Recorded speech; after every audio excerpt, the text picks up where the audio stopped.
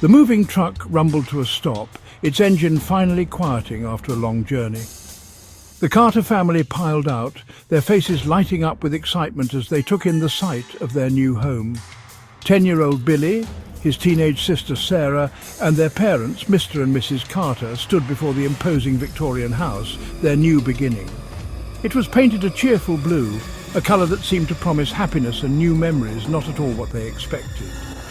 "It's huge!" exclaimed Billy, his eyes wide with wonder and excitement. "It's perfect!" Mrs. Carter said, smiling warmly at her husband, feeling a sense of relief and joy. The house, though old, held a charm that quickly won them over, with its intricate woodwork and vintage appeal. Little did they know that this charming exterior hid a dark and terrifying secret, one that would soon reveal itself. As they started unpacking, a strange chill ran down Sarah's spine, making her pause and look around. "Did you feel that?" She shivered, her voice barely above a whisper. "Feel what?" asked Mr. Carter, busy unpacking boxes in the kitchen, not noticing anything unusual.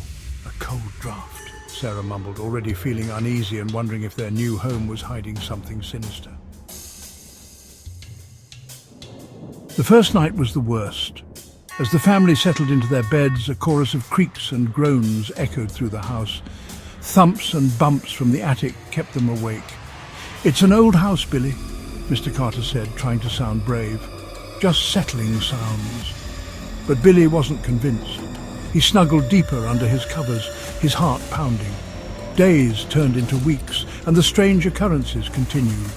Doors slammed shut on their own.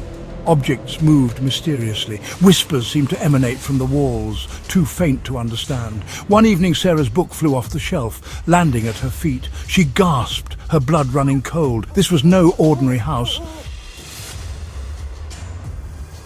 Billy felt it most strongly, a presence in the house. It wasn't evil, he sensed, but filled with sadness and despair. He began hearing whispers more clearly, always at night. They seemed to be calling his name. One night he gathered his courage. "Who's there?" he whispered in the darkness. A cold breath brushed his cheek. The whispers seemed to grow louder, swirling around him. He couldn't make out the words, but he knew they held a terrible secret. Terrified, he ran to his parents' room. They dismissed his claims, attributing them to an overactive imagination. But Sarah believed him. She had seen things too. They decided to investigate. Section 4. The Secret in the Attic. The attic was a spooky place, filled with cobwebs and covered in dust. It had an eerie silence that made the hairs on the back of your neck stand up. Old furniture loomed in the shadows, their shapes distorted in the dim light. Each piece seemed to whisper secrets of the past. As they pushed open the heavy wooden door, a musty smell filled the air. The creak of the door echoed through the attic, adding to the sense of foreboding. An old leather-bound diary lay hidden under a pile of moth-eaten clothes. It seemed untouched for decades, waiting to reveal its secrets. Its pages were yellowed with age, the ink faded.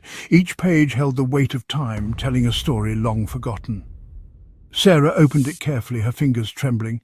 She could feel the history in her hands, the emotions of the writer seeping through the pages.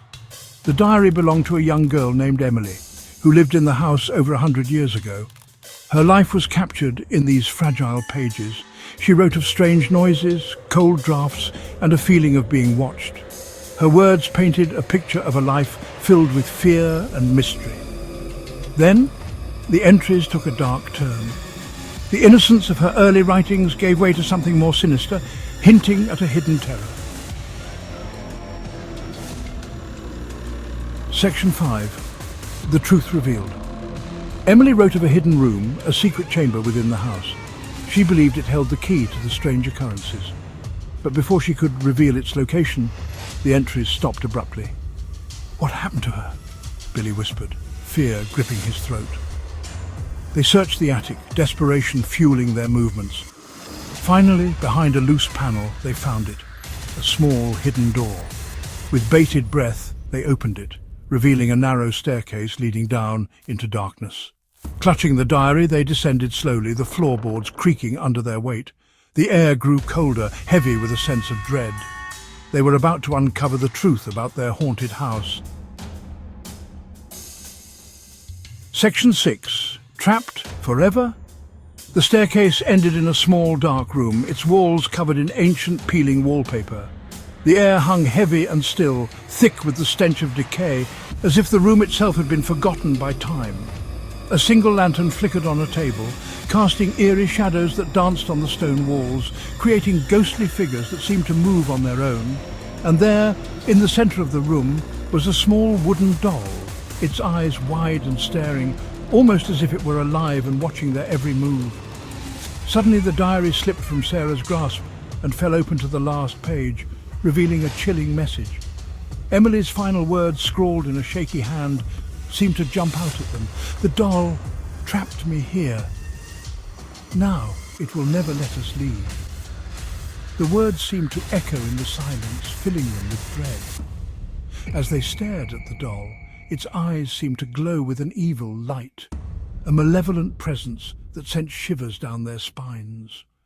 The room grew colder, the air thick with unseen menace, as if the very walls were closing in on them. The children were trapped, just like Emily, destined to become prisoners of the haunted house forever, their fate sealed by the sinister doll that watched over them.